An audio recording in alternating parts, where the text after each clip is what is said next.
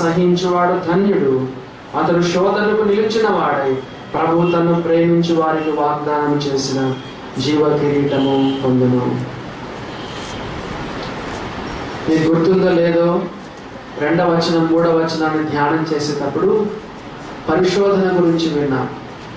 పరిశోధన వేరు, శోధన వేరు. పరిశోధన అంటే పరీక్ష. ఒకసారి మనము ఆదివారం యాకోబు రాసిన పత్రిక 1వ అధ్యాయము 2-3 వచనాలు ధ్యానం చేసుకున్నాం. మీ విశ్వాసమునకు కలుగు పరీక్ష అంటే పరిశోధన అన్నమాట. కాబట్టి పరిశోధన వేరు, శోధన వేరు. కాబట్టి ఇక్కడ ఈరోజు మనము పరీక్ష గురించి వినడం లేదు, కానీ శోధన గురించి మనం వినబోతున్నాం. చూడండి, మనకు రాయబడింది శోధన సహించువాడు ధన్యుడు అని చెప్తూ, మరి అతడు శోధనకు నిలిచిన వాడే ప్రభు తను ప్రేమించు వారికి వాగ్దానం చేసిన జీవ కిరీటం పొందునని చెప్తూ 13వ వచనం చదువుదాం. దేవుడు కీడు విషయమై శోధింపనేరడు, ఆయన ఎవరిని శోధింపడు గనుక ఎవడైనను శోధింపబడినప్పుడు నేను దేవుని చేత శోధింపబడుచున్నానని అనకూడదు.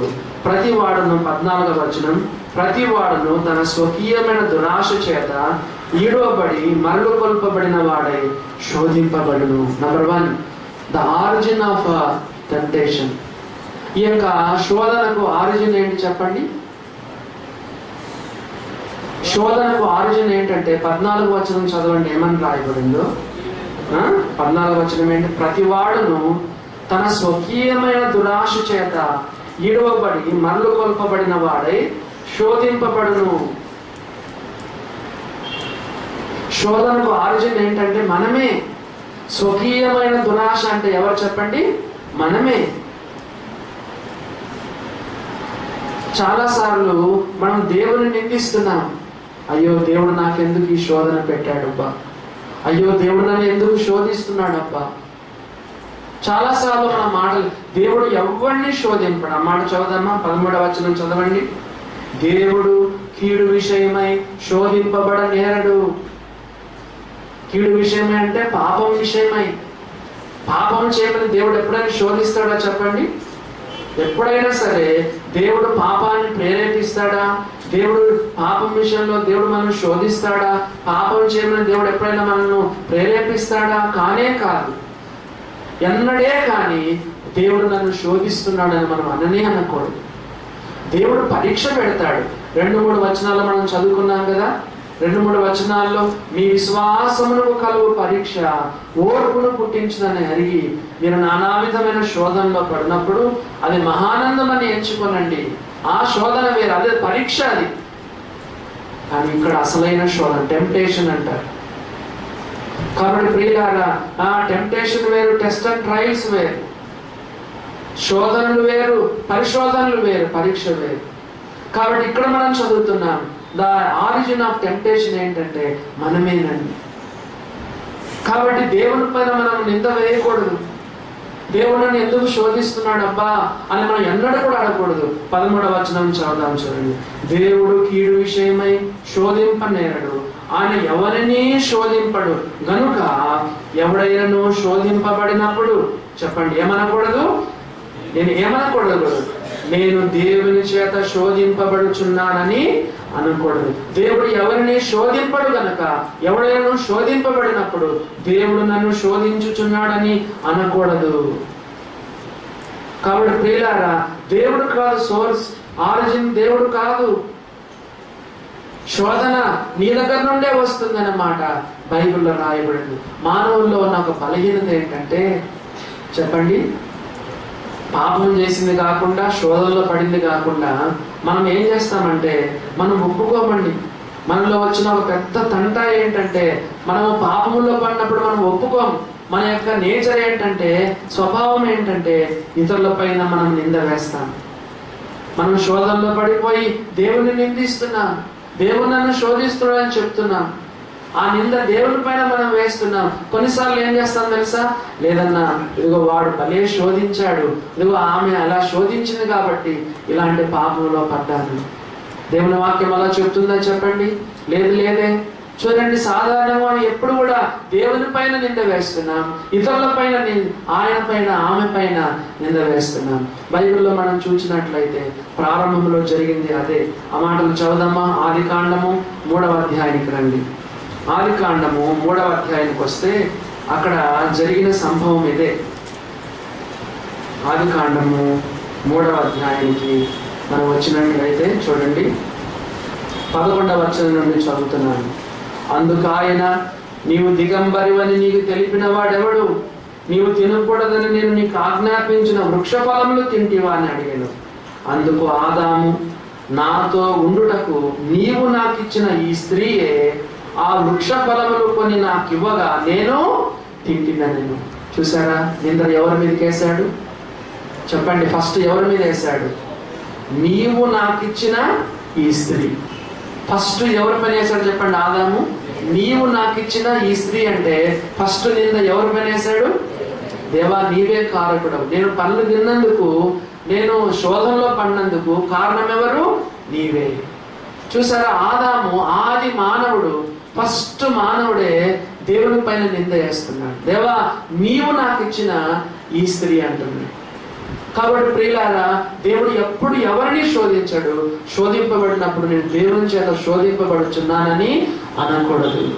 మనం కూడా ఒకవేళ అలా అంటున్నామా?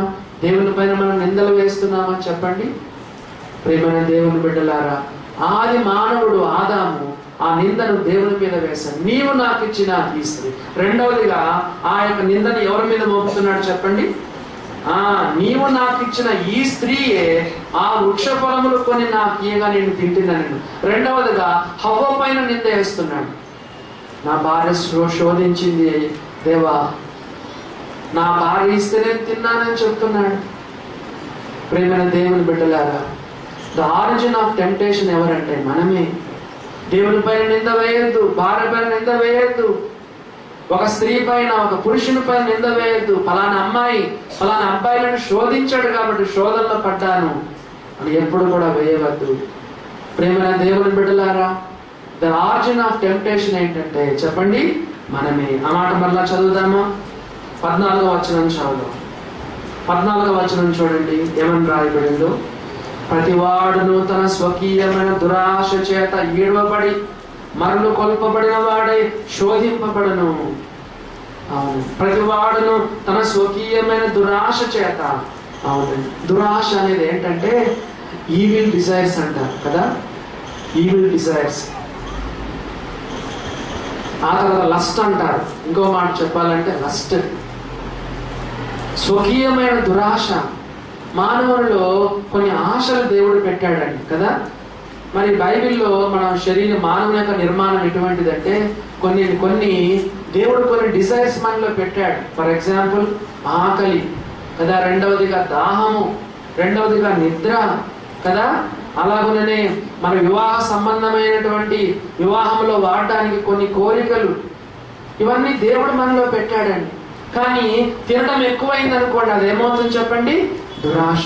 తిండిపోతులుగా ఉంటారు కొంతమంది తాగుబోతులు. ఒకసారి చెప్పాను కదా, వాళ్ళకు ప్రతి గుక్కకు కూల్ డ్రింక్ ఉంటానే ఉండాలి. కూల్ డ్రింక్ లేదు వాళ్ళకి భోజనం లోపలికి పోనే పోదు. విపరీతమైన తాగుబోతనం. కొంతమంది త్రాగుడుకు అలవాటు పడిన వాళ్ళు కూడా ఉన్నారు. అంటే ఏంటి చెప్పండి? మత్తు మందులకు అలవాటు పడిన వాళ్ళు. ఈవిల్ డిజైర్స్, దురాశ అనేటువంటిది ప్రియులారా బైబిల్లో రాయబడింది ప్రియులారా. ఇంకా నిద్ర కదా, అది కూడా ఒక చెడ్డ అలవాటు. నిద్రను దేవుడు మన జీవితంలో పెట్టాడు కానీ మితిమీరి పోకూడదు. అవునా? వివాహ సంబంధానికి దేవుడు కామాన్ని పెట్టాడు, లేకపోతే ఆ యొక్క వివాహ సంబంధమైనటువంటి ఆ కోరికలు మానవుల్లో దేవుడు పెట్టాడు. ఎందుకంటే పిల్లలను కానీ గృహ పరిపాలన జరిగిస్తూ ఆ కుటుంబ జీవితం జీవించడానికి మానవుల్లో సహజ సిద్ధంగా దేవుడు కొన్ని కోరికలు పెట్టాడు. కానీ వాటిని దుర్వినియోగం చేయకూడదు. దురాశలని, ఆశలు నెరవేర్చడానికి, లస్ట్ఫుల్ కోరికలు నెరవేర్చుకోవడానికి వాటిని వాడకూడదు. దురాశ అంటే ఏంటో నా బైబిల్లో కొన్ని రాసి పెట్టుకున్నాను. విపరీతమైనటువంటి తిండి లేదా ఆల్కహాల్, మరి ఒక స్థానము, నీకు చెందనే స్థానం, ఏదో ఒక ఉన్నతమైన స్థానానికి వెళ్ళాలనేటువంటిది. అంత మాత్రం కాకుండా ఇమ్మారల్ సెక్స్, పోర్నోగ్రఫీ, టీవీ కదా, నిద్ర, ప్రియులారా, ఇలాంటివి ఎన్నెన్నో ఉన్నాయి. ప్రియమైన దేవుని బిడ్డలారా, నెట్లో ఎంత మంచి ఉంది కదా, ఎంత మంచి ఏదైనా కొట్టండి వచ్చేస్తుంది. నెట్లో చూడండి, బైబిల్ సంబంధమైంది కానీ, దేవుని సంబంధమైంది కానీ, ఏదైనా సరే ఒక మంచి ఇన్ఫర్మేషన్ కావాలంటే, అవునండి, మరి ఇంట్లోనే టికెట్స్ బుక్ చేసుకోవచ్చు. అవునండి, ఏం కావాలన్నా ఇప్పుడు ఆర్టీసీ కూడా చేశారు. మరి ప్రియులారా, మరి మొన్న నేను బాంబేకి వెళ్ళాల్సి వచ్చినప్పుడు మరి ట్రైన్లో టికెట్స్ ఏమీ లేవు. మరి ఫ్లైట్లోనే ఇంట్లోనే బుక్ చేసుకుని వెళ్ళాను. చూసారా, మనకు ఎంత ఉపయోగం. కానీ ఇటీక నెట్ను చాలా మంది ప్రియులారా మరి దుర్వినియోగం చేసుకుంటా ఉన్నారు. పోర్నోగ్రఫీ కదా, చెట్ట దృశ్యాలు దాంట్లో ఉన్నాయి. ప్రేమైన దేవుని బిడ్డలారా, దురాశ అనేది ఎట్లా చేస్తుందో చూడండి. ఈవిల్ డిజైర్స్, లస్ట్ఫుల్, ఆ యొక్క కోరికలన్నీ కూడా ఇవన్నీ దాని ద్వారానే మనకు శోధన రాయబడింది. కాబట్టి ఆరిజిన్ ఆఫ్ టెంప్టేషన్ ఏంటంటే దేవుడు కాదు. దేవుడిని నిందించద్దు. నువ్వు పాపంలో పడిపోయి, లేదా మీ అమ్మను, మీ నాన్నను, లేదా ఒక అమ్మాయిని, ఒక అబ్బాయిని నిందించొద్దు. నీ భార్యను, భర్తను నిందించవద్దు. బైబిల్ ఏమని రాయబడింది? స్వకీయమైన దురాశ. ఏమని రాయబడింది చెప్పండి? స్వకీయమైన దురాశ. చాలాసార్లు మనం అంటున్నాం, నిన్ను బట్టే నేను ఇట్లా అయ్యాను, నేను ఎందుకు ఇట్లున్నానని తెలుసా? కొంతమంది భార్య భర్తలు ఒకరు నిందించుకుంటా ఉంటారు, లేదా పిల్లలు తల్లిదండ్రులు నిందిస్తూ ఉంటారు. ఎందులో ఏమని నిందిస్తారు తెలుసా? మమ్మీ నేను ఎందుకు ఇట్లా అయ్యాను తెలుసా? నిన్ను బట్టే ఇట్లా అయ్యాను కదా. కొంతమంది భార్యలను కొంతమంది నిందిస్తున్నారు కదా, నేను ఎందుకు ఇట్లా అయ్యానో తెలుసా? నేను ఎందుకు ఇట్లా అయ్యానో తెలుసా? నిన్ను బట్టే ఇట్లా అయ్యాను. లేదు ప్రియులారా, భార్యను నిందించవద్దు, భర్తను నిందించవద్దు, తల్లిదండ్రులు నిందించవద్దు, మా దేవుని నిందించవద్దు. ఈ నింద ఎవరి మీద వేయవద్దు. బైబిల్ ఏం చెప్తుందో తెలుసా? నువ్వు శోధనలో పడ్డానికి కారణం ఏంటంటే మరి ఏమని రాయబడింది? ప్రతి వాడును 14వ వచనం, తన స్వకీయమైన దురాశ చేత ఈడవబడి మరలు కొల్పబడిన వాడే ఈడవబడుతున్నాడంట. దురాశకి ఏమంటున్నాడు చెప్పండి? ప్రతి వాడును తన స్వకీయమైన దురాశ చేత ఈడవబడి మరలు కొల్పబడ్డవాడే కదా.